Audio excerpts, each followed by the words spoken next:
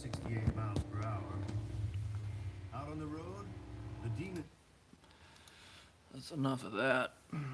Hi. It's time to get nasty today. We're going to do some chatting.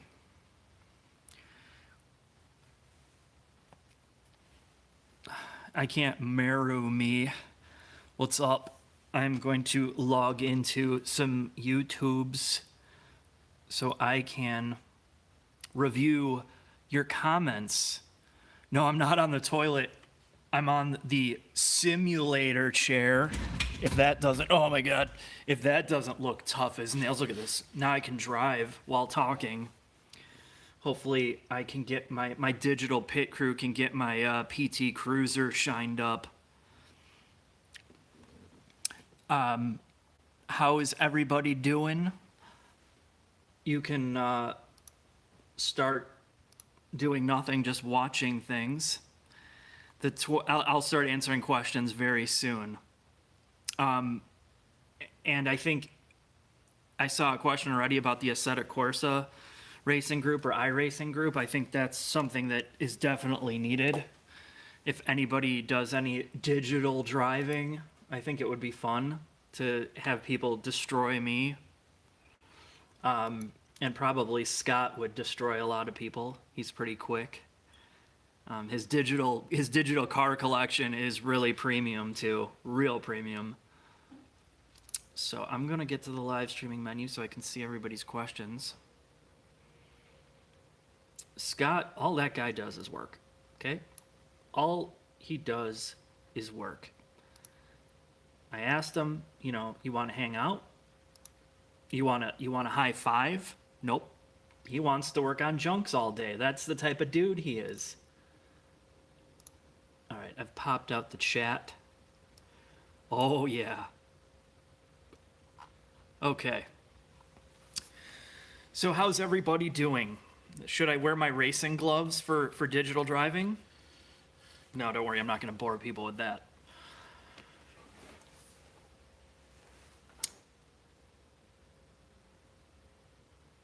Let's talk about the sim setup.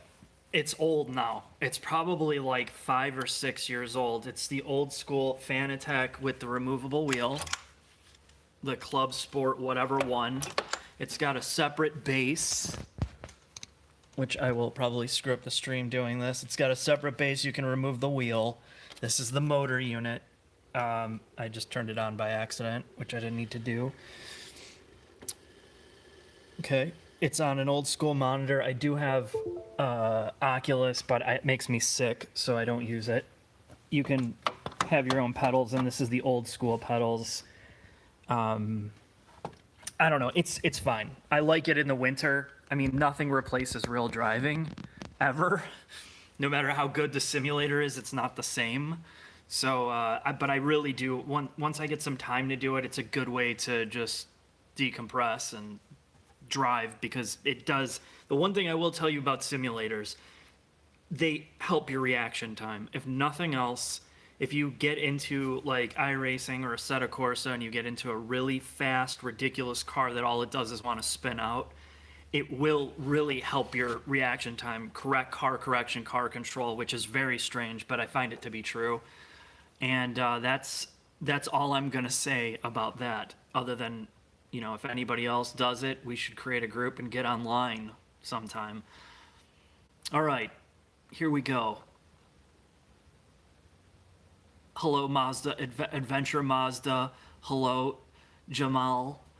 Hello, everyone else. Alan, I'm not on the toilet this live stream. Maybe next one, once I get the sponsorship deals. The 2020 Mazda 3. The press events for the Mazda 3 are next month in March, and I will be going to one of them, and I think that'll be the first real time you'll see any serious press, and everybody's going to have the same video out at the same time about it. So we shall see about that. What else we got here? A 1936 Mercedes-Benz 540K replica. That's a great investment. I would get that. Ever drove a Dodge Daytona? Yes. I was very young, and I had no idea what was happening. I could barely drive at that time, but I did drive one. The Telluride review. Yes, Jack will be going to that press event. I can't because of course it's the same week as the Mazda 3 press event, which, you know, go figure. You figures they schedule it at the same time. So Jack's gonna go to that one. I don't know how that's gonna turn out, but that's what you're gonna get. When will the Skyactiv X be available? I think it's coming out at launch for the Mazda 3, if I'm not mistaken. I think that's going to be a standard option for that car, and the all-wheel drive version should be out shortly after, if not immediately. I saw a video on the Elantra GT N line, which, I mean, it's just like the Elantra Sport, but better. So it's probably good, would be my guess. Probably, I don't know how much it is, though. Does anybody know how much that thing's going to be? Ever drive the old 80s Accord hatchbacks? Yeah, long time ago. And they're still just as good now as they were then, if they're not rotted out. What else we got? How did you master heel and toe braking? Latest brakes are so overboosted and hypersensitive. That's a really good question. And I was going to do a fine print on how to become a better driver without going off the deep end type thing. And there's a lot of things you can do as a driver that make you better, but you don't, I mean, it's people get nuts. Like the track day bros are like, oh, you know, you got to live a lifestyle to be a better driver. And I don't really think that's true. I think there's stuff you can do on the street. You can do stuff with this crap. You know, if you have the money to buy something like this, there's ways to become a better driver without, you know, going off and having to do track days. I think I talked about this before with karting. That's the cheapest way to do it. You can become better than pretty much 99% of people out there that are driving if you get pretty decent at karting, indoor, outdoor, however you want to do it. But as far as heel to toe, just briefly, the best way I can tell you to do it is get a stick car and just on the street, basically all you want to do is rev match downshift without the brake. So go from fourth into third with blipping the throttle in between every downshift and just keep going back and forth, up and down the gearbox by downshifting, by just blipping the throttle to get down to the lowest gear. And don't start with the brakes because it's going to be too hard. If you can master downshifting and using throttle to blip, then when you add in the brakes, it's going to be a hell of a lot easier. And it's, you know, it took me years. I was way younger. It took me years to be able to do that. And that's something you can do on the street. But the braking, it's difficult because you can heel to toe downshift braking pretty easily, but it's really hard. And something you can't do on the street is when you're doing like high speed, like track driving. There's nothing that replicates coming down to like 100+ miles an hour into a corner at like 40 miles an hour when you're max on the brake, like max, dealing with the G-force, turning, and then trying to blip that throttle perfectly. It takes a lot of practice. So I would just start with rev match downshifts without the brakes, just throttle blipping. Long answer, but there you go. All right, let me get into the other questions. Thoughts about possible BMW guts in a Lexus? I said this briefly, and I can't remember what video. I think it was why it's so hard to make a good car. You know, Toyota and Lexus, they have put collaborations as a part of their business plan, and there's certain things that they're not able to do on their own, or they don't want to spend the money in manufacturing to build a dedicated platform chassis, blah, blah, blah, to do certain things. And that's why you see them collaborating with Mazda, and they have been for a while with the Scion stuff, and they're going to be doing more. Now they're with BMW, and I would say as long as it makes both brands better, that's fine for certain models.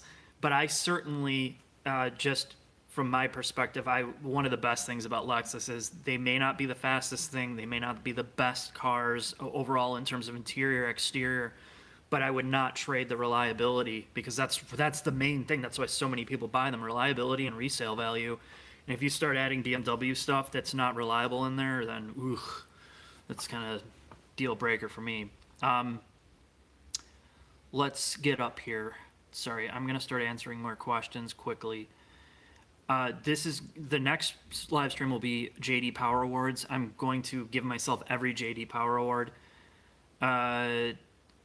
2019 Toyota Avalon. I did a video on it and I lost the footage. One of my drives that I had corrupted. Well, it just failed, and I backed it up to the drive. It failed, and I couldn't recover it. So if I get my hands on a 2019 again, I will reshoot the review. BMW, Audi, Mercedes, if you had to pick one, I would lease every single one of those. And personally, I like Audi better, and I never thought I would say that, but I do. I would put it in Audi, BMW, and Mercedes for most cars, unless the Mercedes was like, an AMG V8. That's a totally different deal, but that's my personal opinion. That doesn't mean that that's any better than the other ones. Are you ever going to get the new Gen Accord? That's a great question. I could have an Accord hybrid tomorrow if I wanted, and I've refused the Accord hybrid because I don't think anybody cares about that. So the only way that I could get the 6-speed 2-liter turbo Accord is if I traveled to Michigan from Illinois, and I'm not going to invest the money to do that. Honestly, if I get one in the Midwest, I will do it immediately. It's one of the top cars that people have asked for. Are you going to follow up the Golf R GTI not getting the port and dual injection in North America? Yes. I actually emailed my VW rep about why they don't do it here other than cost savings, and I have to follow up on that to get a straight answer.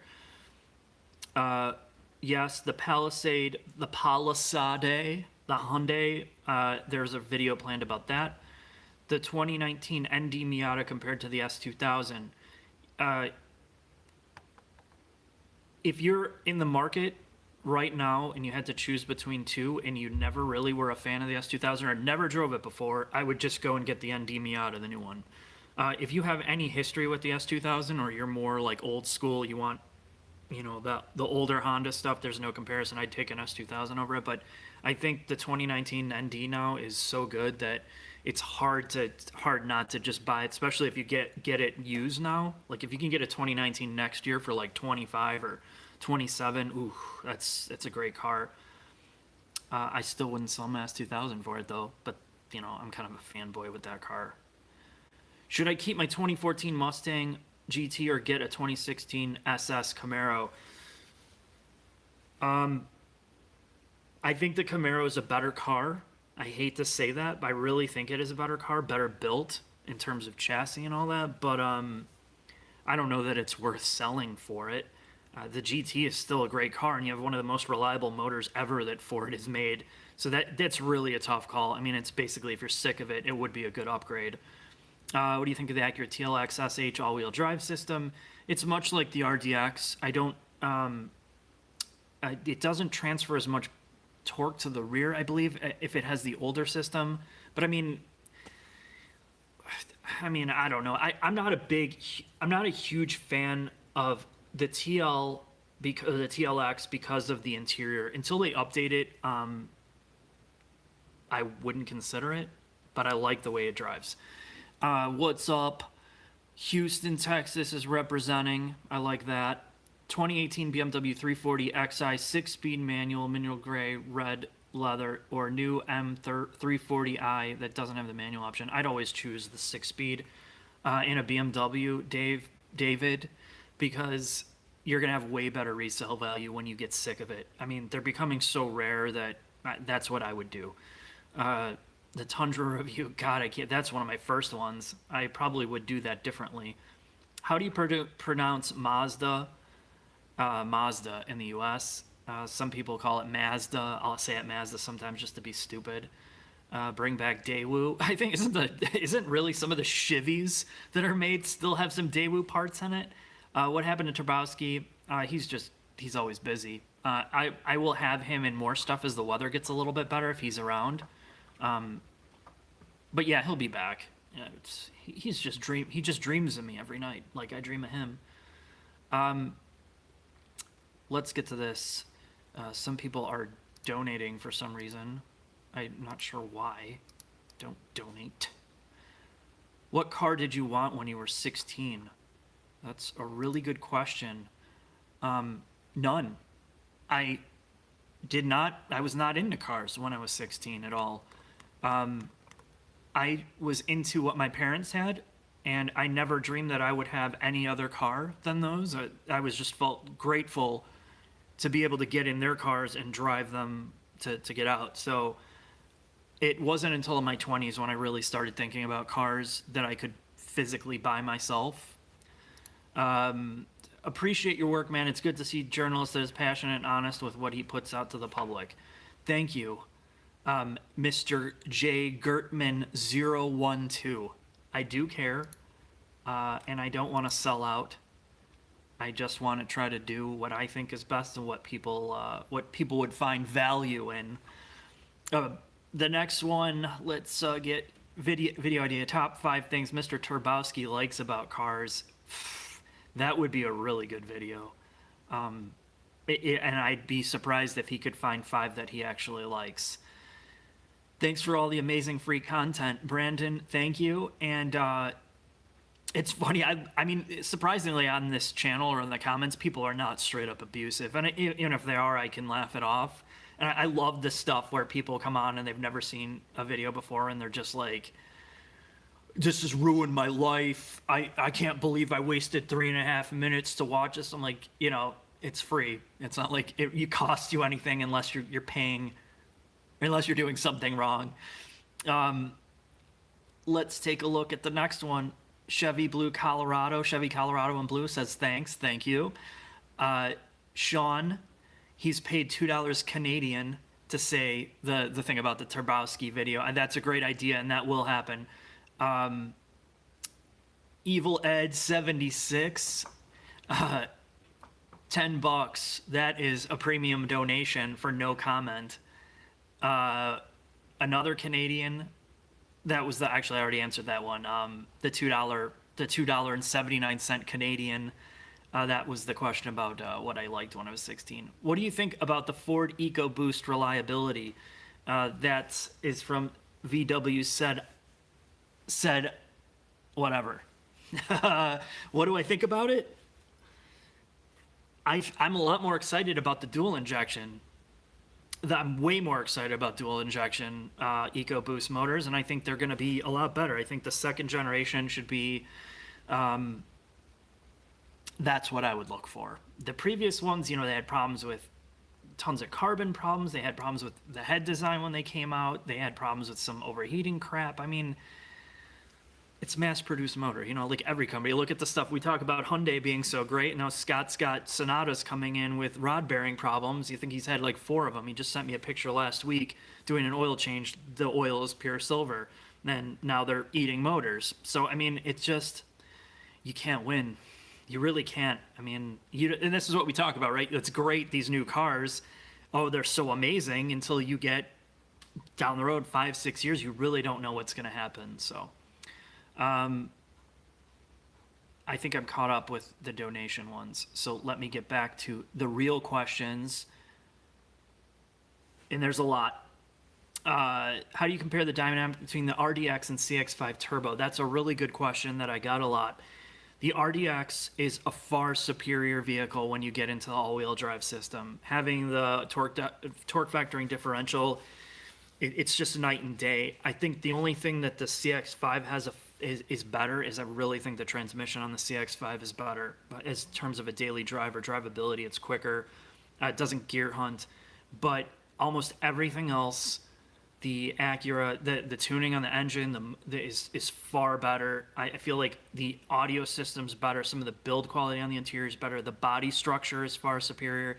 If you look at what they did with the stampings, the rigidity of the body, the weight reduction, but these are different. They're in different price classes, right? So if you take that in and realize I'm going to pay $50,000 for an RDX, is it really worth that over like a $33,000 CX-5? I couldn't justify the extra 20 grand. But if you had the money, you're getting $20,000 more in multiple things mechanically for sure.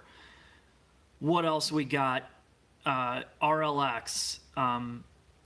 I don't know. It's hard to get stuff from Honda out here. It really is hard. So I don't know. I'll try to get every Honda and Acura I can get.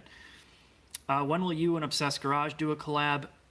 It's a really good question. We were supposed to do this. We've talked about it, and it will happen. It's just a matter of when I get down there to Florida, because he ain't coming up here. There's nothing for him to come up here for, and he is insanely busy. That's the type of guy he is. He books every hour of the day full with stuff. So I will have to slot that in when he's around. Have you driven a Frontier Pro 4X? Yes, I've drove it off-road, and it's hilarious because the Frontier is like frozen in time. If you're looking for that straight-up 90s feeling truck, that's what's great about it. But man, does it definitely feels dated. But it's, the good thing about the Frontiers is they're cheap. They're still cheap. How much is a sim like this? I think when I built it, when I bought all this shit for it, excluding the computer, probably like 4Gs. And believe me, that's not cheap. I mean, you can do it way cheaper than that. But anyway, yeah, that was too much money. What do we got? Let's get into more. Thoughts on putting a 2JZ motor in the Supra? I just watched somebody posted on Reddit today, people doing the what motor? That V8. What the hell is it? Let me look at this. They put the dude who put the V8 in the BRZ, the Synergy V8 with the sequential, and he's got a couple videos on YouTube about it. And I'm like, this has got to be. I don't know if you can hear that, but it sounds like angry bees flying by because it revs out to like 10,000 RPMs. And that's got to be one of the most ridiculous swaps, because it's probably at least $20,000 on a BRZ. And is it awesome? Yes, but it's like I'd rather spend the money on a more expensive sports car. But I could see somebody doing the 2JZ, and it's going to happen. Is it just worth the money? That I don't know. Let's see. I'm really sorry. I'm trying to get through these comments. The more about the heel toe stuff, yes, it's really hard to do it on some modern cars because the brake pressure, they're tuning brake pedal sensitivity vastly more. It's way more sensitive than it used to be. So to kind of make it progressive, you need to get more into the brake pedal. And if they're super sensitive, it's like, you're slamming your head forward when you're trying to do it. So it is annoying. I get that. Let's see what else we got. Best sports car for a tall guy. It's got to be some of the Mercedes AMG products. Those are big cars, but is that really a sports car at that point? I feel like the BRZ and 86 has a really good interior capacity, and they designed it like the sill height and all that stuff. I feel like you can be tall and drive that, but is that really a sports car? I don't know. I should really do some. If you have any ideas of what you think, post it, because I'd be curious to see what you think about it. Currently own a Civic hatchback Sport. Is the SI that much more fun? Not really, but the owner of Honda said that the 1.5 turbo in the SI has so much overhead for tuning that I got to get into one of those, because in stock form it's like okay, it's not the greatest, but I'd like to see one tuned reliably to see how much the 1.5 liter really feels, because it's got a limited slip. That's the big thing about it that kind of sets it apart. Where can I get your merch, dude? Off the Savage Geese website, there's a tab at the top called merch. It's all kind of like beta merch. I mean, you can buy stuff off there, but I don't advertise it because that's not how I roll on this thing, but that's where you get it. My knee hits the dash almost every time when I try to left foot brake. I'm a smaller guy, not sure how that works with the bigger ones. Yeah, that's true. It depends on how much, depends on the car and your body type. I play iRacing on iRacing is pretty much all I have the time for. I do Assetto Corsa once in a while, but I like the online aspect of iRacing. A3 is pretty sweet. I agree. I like the A3 and A4. Genesis G70 or Volvo S60.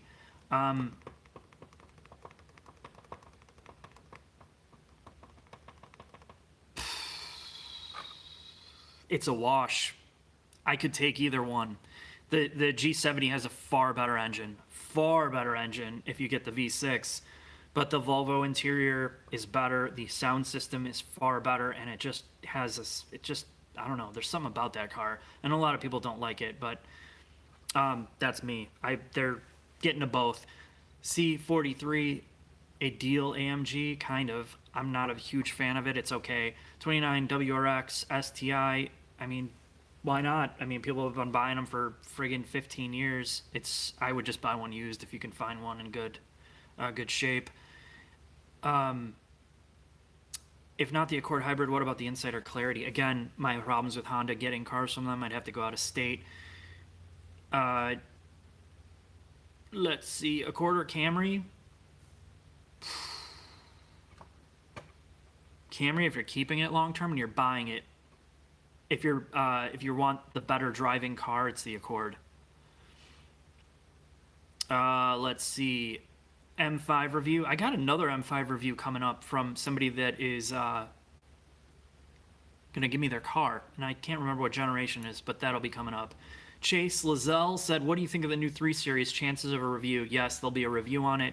I've not driven it. I've only seen it. I watched the Straight Pipes video on it, and that's it. What do I think?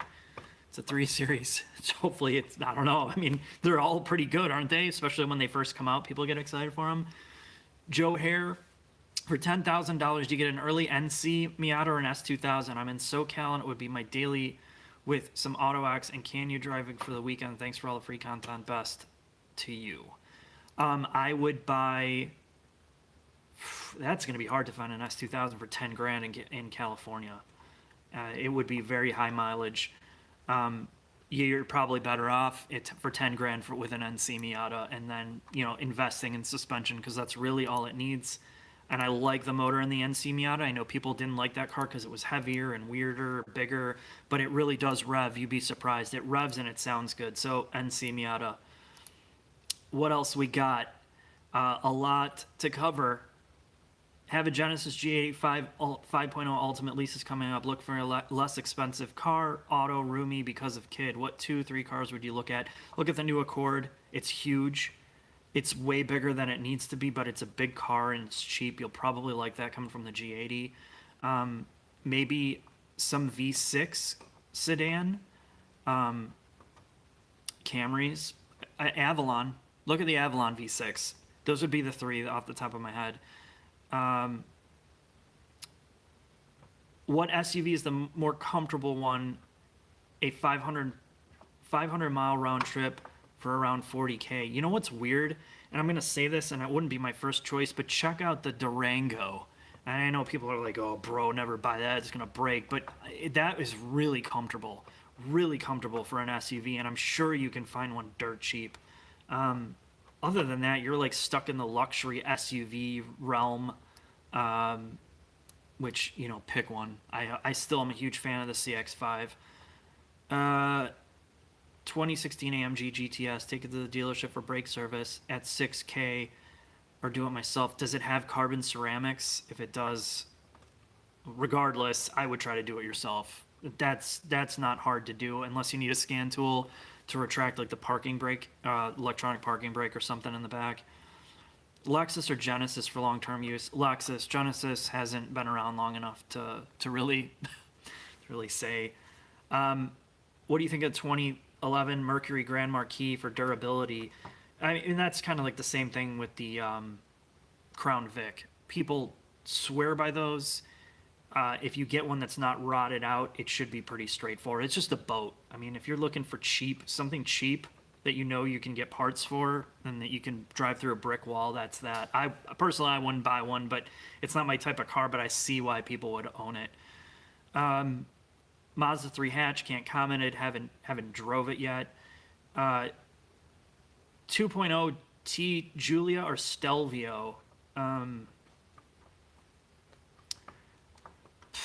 Probably the Stelvio, because it's kind of like their second generation. They kind of learned some stuff from the body structure on the Giulia, but I don't know. That's a lease-only car. All right. What else we got? Will we see more fine print videos? Yes, you will. There's going to be some good ones coming up, and they're very, they seem pretty simple when you watch them, but I hate. They're one of the most time consuming because it takes a lot of research, and it's about how you word the things.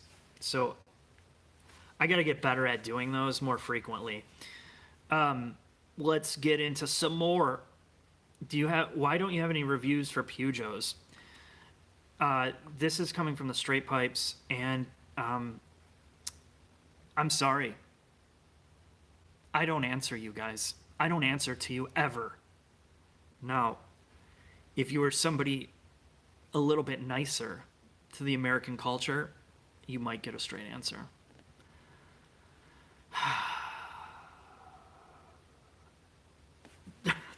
RX or CX5 or RAV4.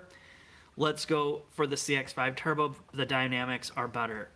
2019 Avalon. I already said that's one of the better cars. What are your thoughts on the Renault Twingo? I saw some Renaults in Mexico. That's because they're owned by Nissan, or Nissan's co-owned by them. That's where you should go if you want more information on that. The Straight Pipe should go to Mexico, okay? And then let me know how it goes. Best track car for $30,000. The 2019 ND Miata. Where's Todd? Todd is working on snowplow trucks for a city. That's what he does. He works for a city department fixing shit. Tesla layoff thoughts, shuttering of stores in order to achieve a $35K price. Well, that's a loaded question. I think they made promises they couldn't keep, and now they've had to pull the old corporate switcheroo to cut everything to meet expectations of a $35K car. And what would you rather have? Would you rather have something slightly more expensive that's better built, higher build quality, or something that's built to a price point in order to please the masses? But they're in a pickle, aren't they? Because they have so many people and investors to respond to, billions of dollars being injected into that company, and they have to sell cars, right? I mean, it's big business, man. I wouldn't buy a $35,000 Tesla. Not now, maybe in like 10 years. I love your logo with the goose. Yes, it came to me in a dream. Came to me in a dream. That's all I'll say.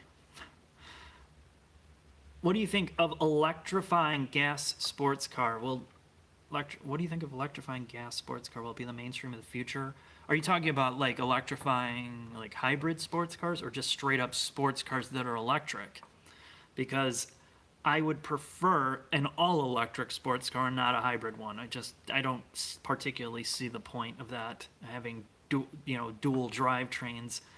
Looking to buy a larger vehicle for the whole family. Not looking forward to buying a van, but the Transit Connect caught my eye. What do you think about it? It's very Euro.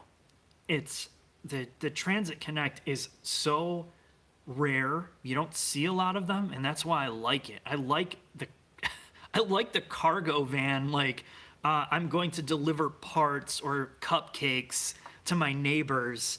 That's why I like the Transit.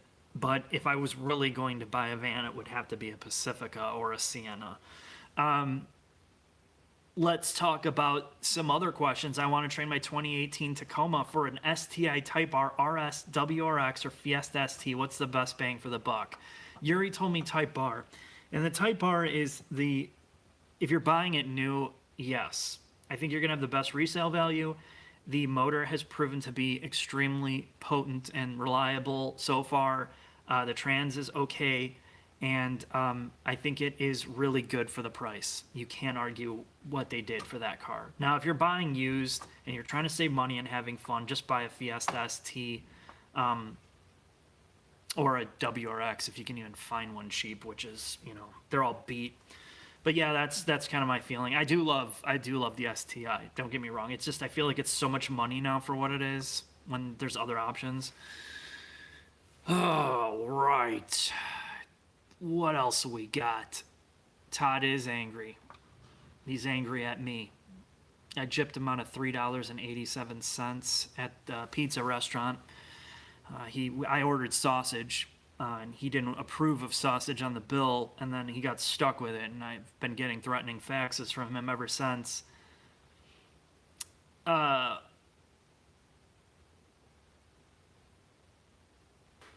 Yes, Matt probably would fly me down to drive all his BMWs, and that would be a real interesting one, driving BMWs again. Lease or buy Acura RDX. Is the transmission going to hold up? The 10-speed so far hasn't been a massive issue for them. But, I don't know, man. All these new cars, like I was talking about Scott with the MDX and stuff, and he's got MDXs coming in now with the, it's got oil consumption issues on certain years, and it's not just the MDX. They have the oil control ring problem with those sticking and the reflashing it and rebuilding motors, and it's like I just feel like every car company, as the motor designs have gotten so much more complicated. I just don't feel comfortable with buying any of these things. I just don't. I'm sorry. I as much as I like the RDX, as a first model year especially, just lease it. Lease it for 3 years and then buy it out at the end. It's like a broken record with me. I keep saying that. Yo from Poland, it's Punchki Day coming up here, and I'm sure that is big news for a lot of people, and I will be putting my tongue inside one that is cream-filled, hopefully cream cheese filled, because I'm like that. Is a used 2015 RCF the best 40 grand you can spend right now? I would say yes. That car is going to blow you away for that type of price, and you're going to have the reliability to go with it. But it's a polarizing car because it's not really a sports car, but it kind of feels like it, and it's track capable, but it's not a car that you would take to the track particularly. But I like it a lot. I still like it. Accord Sport or GTI? I mean, if you don't need a big ass sedan, just get a GTI. I mean, the hatch makes a lot more sense to me. But if you need a real big car, the Accord Sport is. I mean, there's so much more space on that thing. Westchester, Illinois. When will Toyota roll out Android #Android Auto to all models? What's the holdup? The real reason Toyota claimed that they wouldn't put Android Auto in their head units is because, or allow it, was for security reasons. Google has requirements for manufacturers on what they can and cannot share. Like, they want data sharing. That's what Google makes their money on. They're not a big software licensing company, so Toyota has to share a certain amount of customer data with them to allow it. That's what they're claiming, and I don't doubt it. And supposedly Toyota was not comfortable with the amount of data that they had to turn over to them. And whether you know this or not, almost all modern vehicles with infotainment, they are data logging if they have telematics in them, which means that they will collect performance data, GPS data. Some of them you don't even know that are doing that, and they can and they will upload that back to the manufacturer through their telematics systems. So, Toyota was more sensitive about it, and of course the reason they're gonna have it is because people complain about it, and that's just it. That's gonna trump their security concerns that people are not buying cars over Android Auto, which to me is crazy, but I mean, it's modern stuff. Answer my question, please. I wonder if I can sort by your name. Let's see.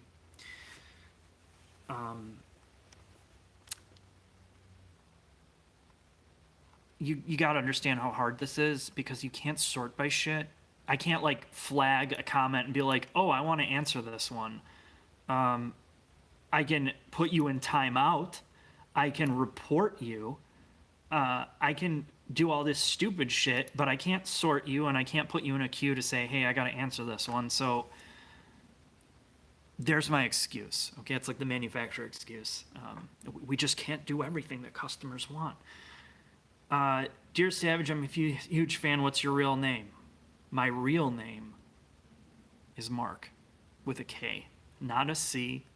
The biblical Mark, okay? premium Q&A. Damn right. Why is somebody talking about Taco Bell? Any plans to do a review on the Veloster N? Yes, I was supposed to have it already, but they will not let me have it in the winter because it's on winter tires, and it would be totally pointless to do one of those in the summer, or I'm sorry, in the winter with summer tires, because it's just gonna spin its wheels. What do we got? We got some other stuff.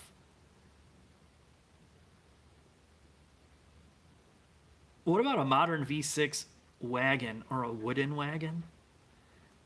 I'd put a V6 in anything. GSF or Audi S6? Probably an S6, but GSF if you're gonna buy. The carbons are 12 grand for that car. For that, we're talking about that AMG Mercedes. This is why you don't buy carbon ceramic brakes on any car. I don't care what it is. If it's, I mean, it's just ridiculous. Who wants to spend? Why would you spend $12,000 on brakes on any street car, on any car that you drive every day? I mean, it's just, what are you getting out of that? Fucking ridiculous. Like Scott talks about, like the Porsche Macan comes in, like, oh, do I really need an SUV with carbon ceramic brakes? But apparently people do. What do you think about the Highlander Sport? Well, I think the Highlander is like one of the most boring SUVs, but it's also one of the most reliable. Just putting a Sport on it, oh, that's all it needed. What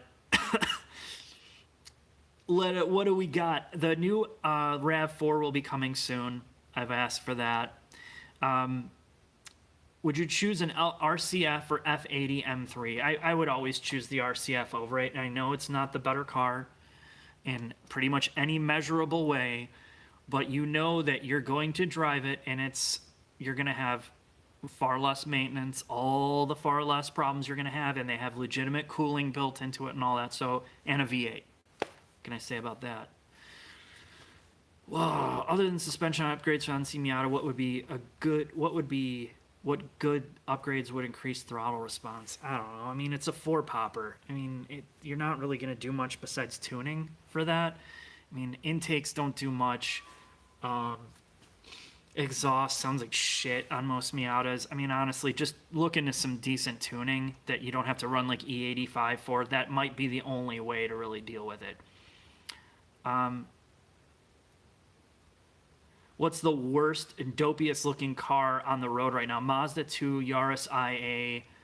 Yeah, the Yaris IA is pretty bad. The front end is horrendous on that. And I think the second worst car is this thing that I have right now.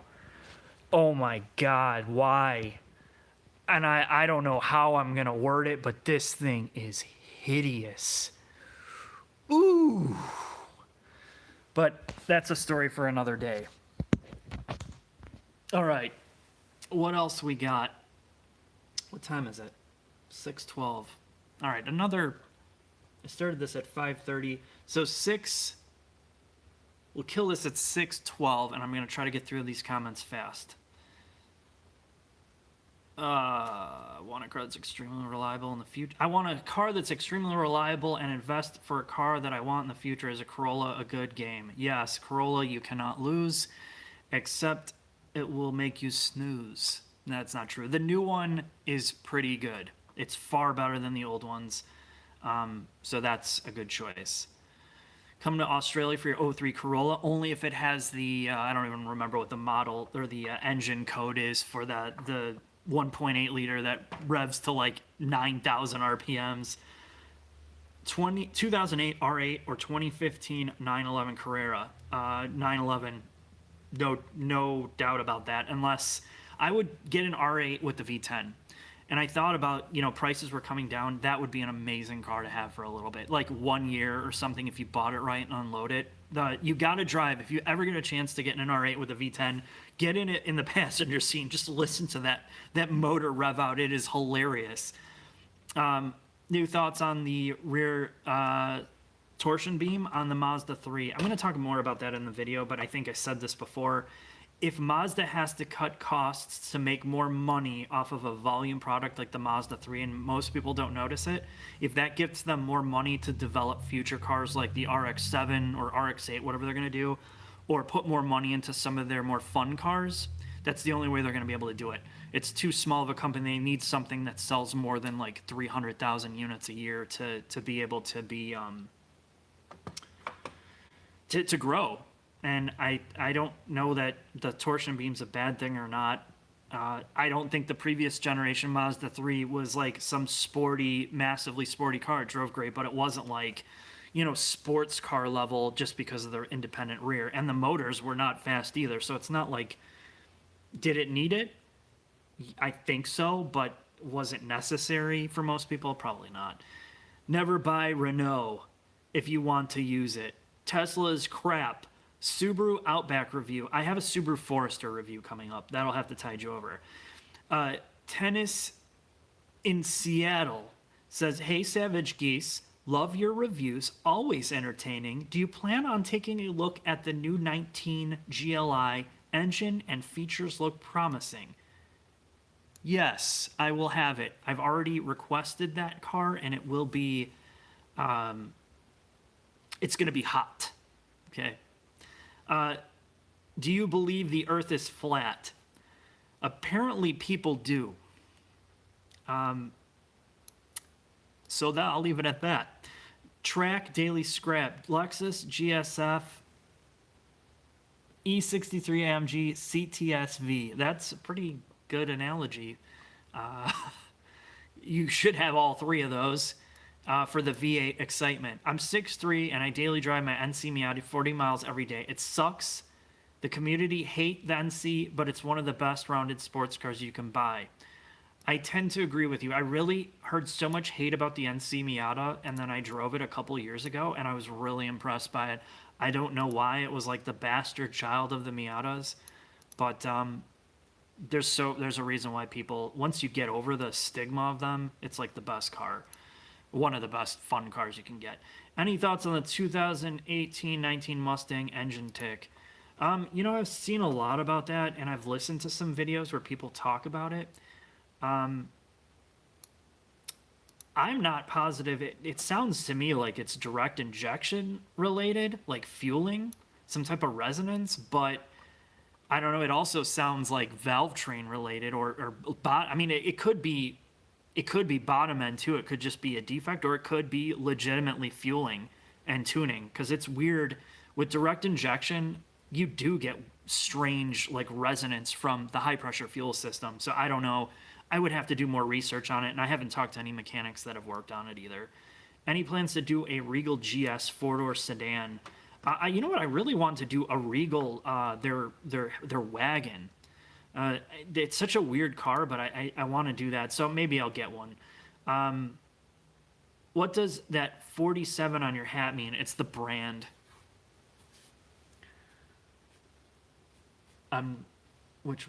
It's called 47brand.com. It is fabrique en China. That's how you know it's good. Somebody had this hat made for me, by the way. It is not publicly available. It is a one-off. And I'm not 47 years old yet, but once I am, I'll have a birthday party and you're invited. Thoughts on...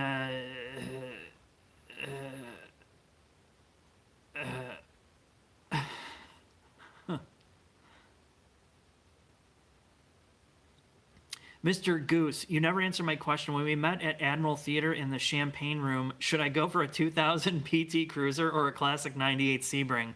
The Sebring LX trim. Well, it depends if you're a modern person. If you're more of a modern man, I would just go for the Sebring. There's a level of prestige that exudes in the 60 and over crowd. The PT Cruiser is more if you're a little bit edgy and you want to get the girl with dyed hair that has been wronged so many times she will probably stab you to death in the back of the PT Cruiser. That's what you're going to attract with that, or a nice gentleman like myself. So you make the choice. It was good to see in the Champagne Room. Too bad It was boxed champagne. Stained 039 said, there's cars that I don't care for, but I end up watching your reviews of them just because your content is amazing. Do you do local meets? I'd love to see your S2000. I live 20 minutes south of you. There will be some meets. Thank you for that. And yes, there will be meets. I do want to get out, and I don't know how I'm going to do it, but there will be something probably in the Schaumburg area. Schaumburg, Illinois, if you're from anywhere around here, will likely be the central location for some type of meet. Manual trans is dead. What do you think of the futures of manual trans? I think they're dead. I think they're dead in the US. I don't think they're going to be dead everywhere else, but the manufacturers and the OEMs that are working on manual transes want to phase them out in favor of automatics. And if you do a Google search on India's push to get normal people into automatics, that is the last frontier, because they're going to try to make them cheaper than manuals. And as soon as they get them cheaper and the perception has changed in a lot of countries, you will see them pretty much gone, except in niche, like enthusiast only cars. Sad but true. 2019 Q5 or X3. I think the X3 drives better, drivability wise, if you like to drive, but I like the Q5 a little bit better in terms of like interior and all that. Thoughts on Scotty Kilmer? I think I talked about that before. He's off the deep end, that guy. He's got a lot of experience, that's for sure. The other day, I got rear-ended by a probe. Dude, if you're going to get rear-ended by a car, that's one to tell the kids about. Hopefully it was I don't know which probe it was. Hopefully it was a GT. What do you think with Scotty and the clickbait? Horrible. Hate it. Hate it, hate it, hate it. Yeah, I do. I threaten people with faxes all the time. You wouldn't believe how many times I've faxed companies just to tell them what I think about them. That's how you know you mean business. How many lattes can one transport in the MP412C? I think like one. And I think barely one. Have you had a change of attitude towards car companies, specifically things you hate, in order to please the manufacturers? We appreciate the brutal, honest truth towards reviews. Yes and no. I don't want to talk about that publicly too much, but you do have to walk a line. But there's a way that you can just be flat out honest with them. And there's certain things that I leave out because it just gets to be... There's certain things that aren't fair to call certain manufacturers out. One that, like, all of them do, unless it's like a trend. Like, we complain about the piano black shit all the time. That's something you can call out. But, I'm trying to think of something specifically. I'll have to get back to you on that, because that's a totally different topic. But no, I try to be as honest as possible.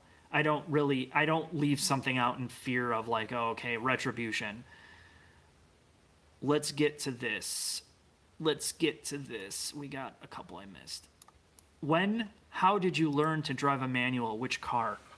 I was 17 or 18 and I had no car. And I got a job at a used car lot, because I really started liking cars, and they wouldn't hire me there because I didn't know how to drive stick. And I begged for months and months. I kept coming back. It was like a shitty, like buy here, pay here car lot. So finally the guy got sick of hearing from me, and he's like, I'll tell you what, I'll hire you for a week. Let's see how you do. And I learned to drive on a Ford Probe GT that was a manual trans, and I ruined the trans on it. And I also learned on a former Orkin pest control pickup truck. It was a 4-popper with like a 5-speed auto, and the stick was like this tall, typical like pickup truck shit. I learned how to drive on that, and I ruined the synchros on first and second gear on that. And that was nobody showed me how to do it. Like, there was no YouTube, there was no how to. I just got in these things, and I'm like, how do I drive it? And that's how I learned. And I ruined a couple transmissions from it. And then I just eventually my friend Greg, he tried to show me a couple times he had an old Celica Supra, old school, and I only tried to drive that thing twice, but I was horrible at it. But it was just years of struggling.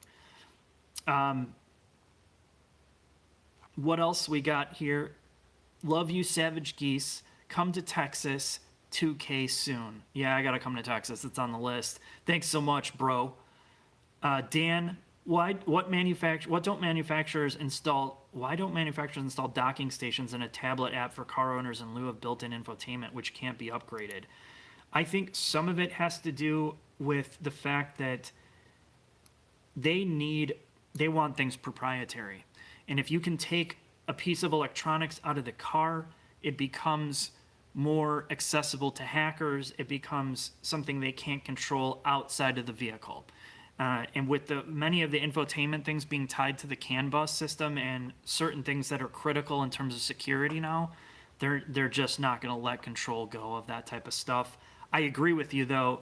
I brought that up in the past. If you're going to stick a tablet-looking screen on the dash, you might as well make it removable and make it upgradable. I think Denon did this, and I think it was Denon.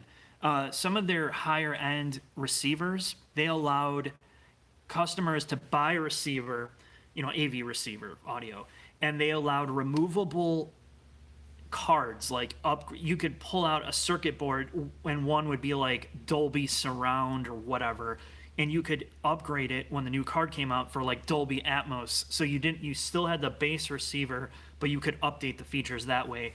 And I always thought that made the most sense, but I don't think there's any money in it for cars. They want you to buy a new car. Like the whole thing, I think I talked about this with GM. And this is one of the things that sent me off the deep end with Chevy and GM. They had a press event to launch their new infotainment with Android Auto and Apple CarPlay. They brought the press. They're like, oh, look, with all our new 2018 models are going to have Android Auto and all this shit. And I said, well, what's the plan to update your 2017 models or all your previous ones? They said, we won't be doing that. And I said, is it a hardware limitation? And they said, no, the hardware is identical from 2017 to 2018. We just don't want to do it. We don't want to go have to deal with it through the dealer network. We don't want to be able to do it over the air. You have to buy the new car if you want the new features. And I think that's the biggest disservice to customers, or like, it's the biggest slap in the face. I fucking hate that more than anything. So, that's Dan. That's a long answer to your question, but I'm on the same page as you. The secret to staying cool all summer long: breathable underwear, flip flops, women's shorts, female shorts, and don't go outside, sit in air conditioning. Mazda is going inline 6, rear-wheel drive. German article leaked it. I would love to see that, and I think that was the other thing I was saying. If they could sell 500,000 Mazda 3s, and it could give them the money to make a rear-wheel drive platform that was like what you're saying, I'd be all for having a torsion beam in any one of their like lower-priced cars. Do you believe pizza is spherical? You're damn right it's spherical. It's not... I'm not even going to get into this. 2020 Kia Optima GT. That's going to be front-wheel drive, probably, right? So, I don't know how that's going to be better unless they put some, like, limited slip in it. Will Honda ever reboot the S2000? I think that's kind of been confirmed that they've been working on that. Whether it's going to happen or not, we'll see. If Mazda brings back the RX-7, I'll sell my house. I think a lot of people would. I think that would be a really interesting car with where they're at right now. Dude, my wife thinks you're a creep. Keep it up.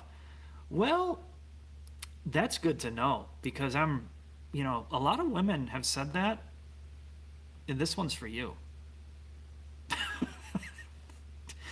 No, I'm not a creep. Come on. Do supercharged engines lose power under hard driving? Belt slippage, tuning.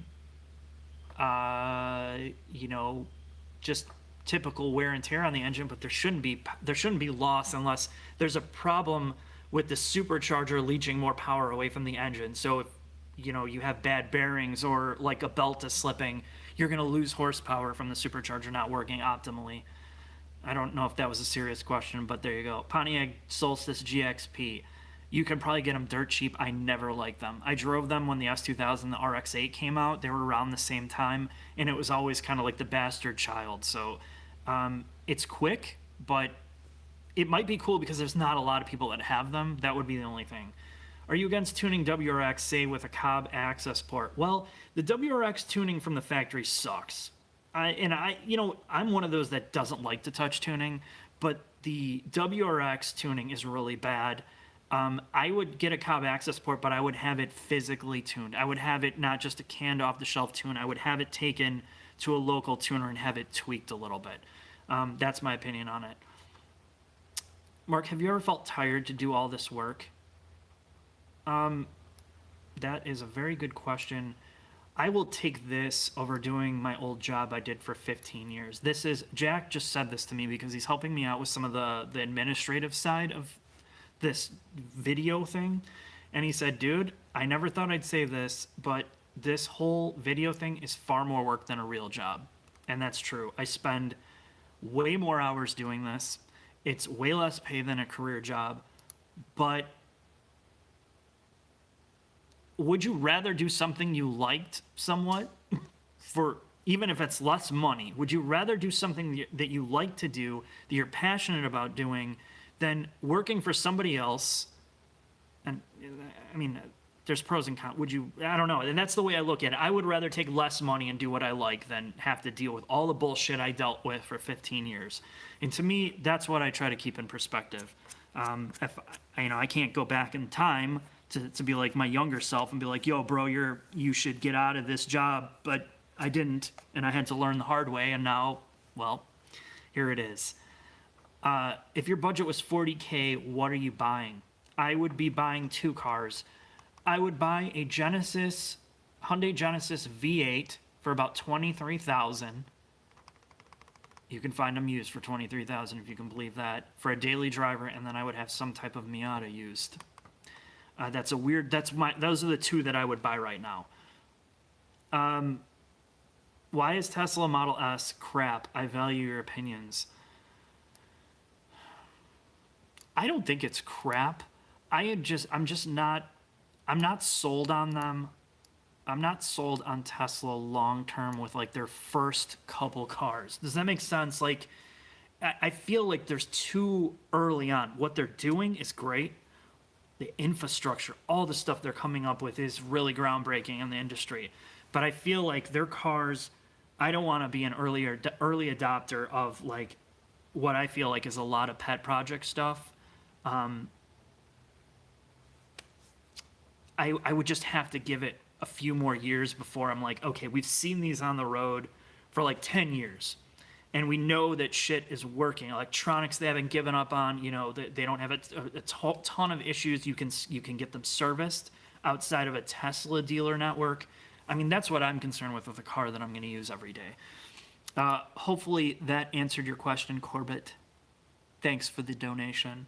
What are your thoughts on the Nissan Maxima? I like the Nissan Maxima. I just think that the issue with it is the CVT. Even though it's a good CVT, it's just really annoying that they can't have like a normal car right now. I'm a big fan of Nissan in some ways, so all right. I've went over on time, and let me get to the questions where people have donated. Jan Booma, or Bauma, Mr. Goose, great job on your videos. Have you driven the 2019 Mustang GT with a manual transmission, magnetic ride, and PP1, and would you recommend it for a long-term daily? I drove the Bullet. I drove the new Mustang GT with dual injection and the exact package you're talking about on track and on the street, and it's just more. It's better than the previous gen Mustang in terms of power delivery. It's better in ride quality, significantly better in ride quality, and it is very comfortable. If you're a Mustang person, it's a no-brainer. It's just, to me, it's very expensive for what that car is. I just can't swallow. If you can get it for cheaper, go for it, but just be aware, you know, the resale value on Mustangs is not that good. Jack's trying to sell his GT right now, and I mean, it's granted it's in the winter, but I mean, it's unbelievable how hard it is to sell it and how bad the resale value is on it. Was 15 years at Motorola, indirectly contractor for some of it, and then the rest was for another company. I'm going to try to get the rest of the comments here, just finish them up, and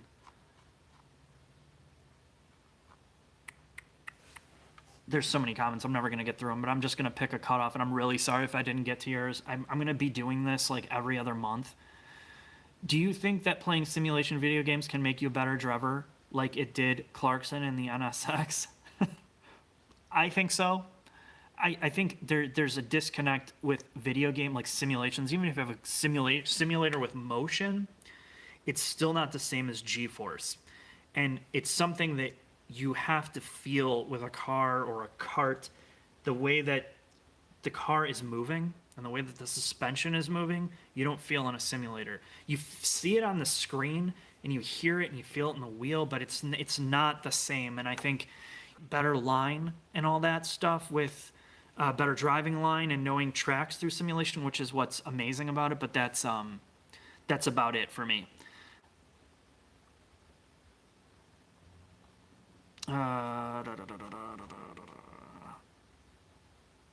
Fuck as RS. I spent many year in Woodstock. So cool seeing you drive the back roads. Hated your Focus RS review, but I've already blown up my 2018 once. Ford is junk. What's your opinion on Max Speed YouTube channel buying bot thumbs up? I'm sorry to a lot of the Focus RS people, because that was I felt very honest review from my perspective, but I understand why people were upset about the RS video, because the car performs at such a high level for what it is.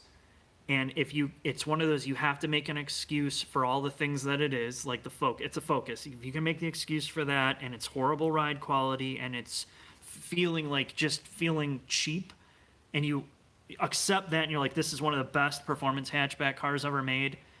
That's something I really didn't get across in that video. But the fact that you blew yours up already, well, maybe it is junk. I don't know. What blew up on it, man? I'd be curious. Yeah, I'm still in the upper Midwest, like Woodstock area, to do some driving. And then as far as max speed, buying bot thumbs up, and what do you expect? People are nuts. People, all they care about is popularity. How can you shortcut your way to popularity? And it's not everything. It really isn't. So it's stupid. Why? I mean, it's stupid. If you get caught doing that, it's like the biggest douchebag move ever. So that's it. Is that new NSX the most underrated car of the generation? I feel like it's one of the worst sports cars to come out. It's definitely one of the worst sports cars to come out, because they did not understand. Acura did not understand who they were building that car for. They wanted it to be this. I'm not going to go into it. I just feel like that car should have been named something else. It should have been marketed as something else, and they should have made an NSX for what the NSX originally was and what all the people wanted it to be. So, I don't know. I think that was the biggest disappointing one. I don't think it's underrated at all. I think it's going to be a here today, gone tomorrow type car. Nobody's going to give it a second thought in like 10, 15 years. Yeah, they tried to beat the GTR. It was way overpriced. I mean, who wants to pay $180,000 price tag when it came out? $180,000 for an NSX that has an interior that is almost like the same as an Accord. I mean, I'm not kidding. I'm not even being sarcastic. It feels like an Accord. And there's no prestige value to it. I mean, it's an amazing, it does. Like, you get behind the wheel of that thing and you drive it, it's unbelievable how much performance it has.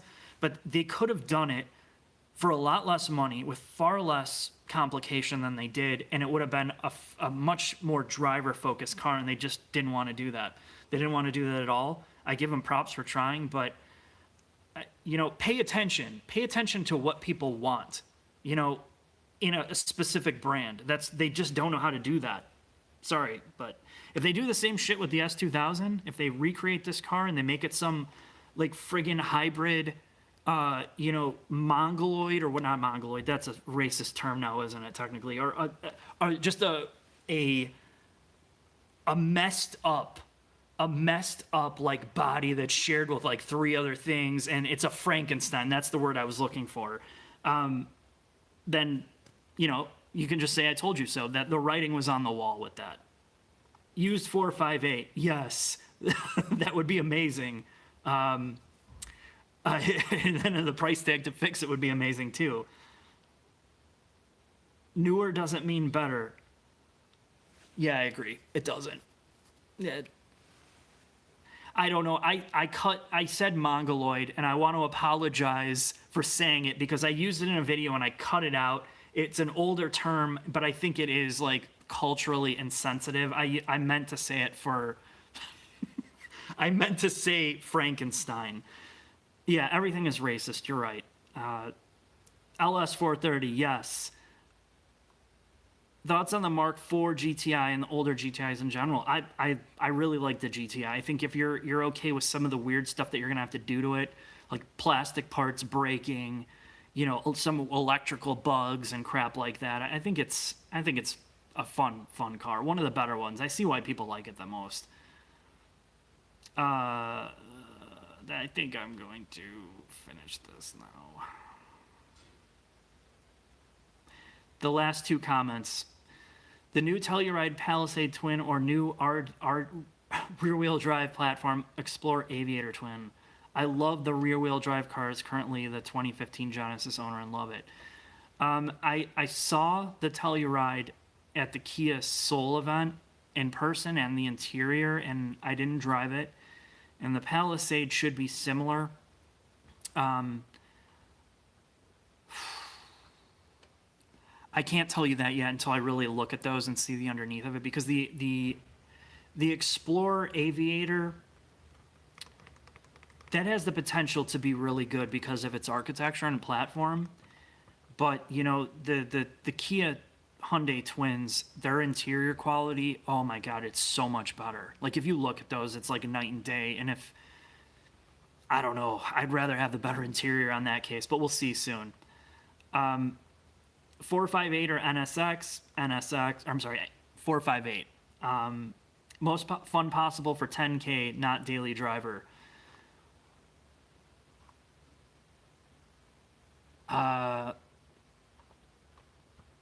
S2000 Miata, maybe you can find some like insane mileage, a Lotus Elise, like a 2005. Maybe you could find one that had 1 million miles that would be 10,000. I don't know, something like that. It's the usual choices. I mean, the typical stuff, and even like the what do you call it? The BRZ FRS. I'm sure there's some in the $10,000 price range now. Yeah, probably the 10K Elise would be like frame damaged, or like the clams and the shells have been cracked like 4 times. I think that's. I haven't heard of VinFast. I think that's about it, guys. I mean, I could just keep going on here forever. I'm already putting everybody to sleep with this shit. So that's it for this live stream.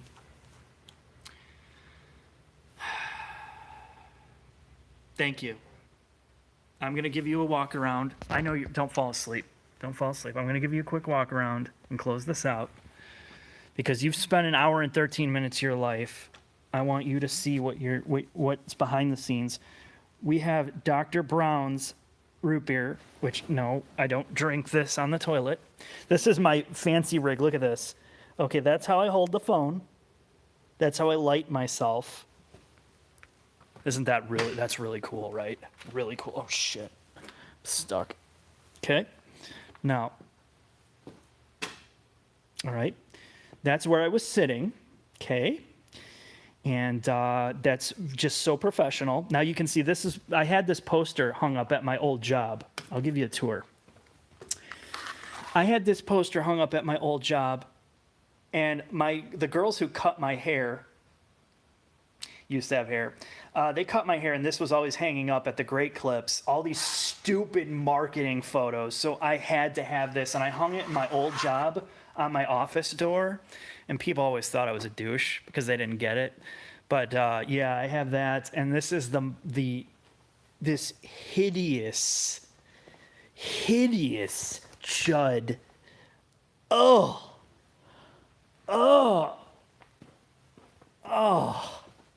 God. Oh, why? Oh, yeah, that's what I got to deal with. So, with that said, I am going to turn this off. Thank you for watching. Appreciate your time and your energy. And I am going to make a recommendation to BMW because obviously in the business world, somebody said we want to have an X1, an X2, an X3, X4, X5, X6, X7. We have decided to recommend that they start doing the decimal point system, point ones, point twos, point fives. So they have a sub-brand of that for the people that come out of college with $200,000 of school debt. They can get an X.5 financed for 144 months. And, then way they can have a BMW for $99 a month. All right. It's got active shutters. It's got active shutters for all the fuel economy that it needs. All right. Thank you for watching. I'll talk to you later. Have a good day.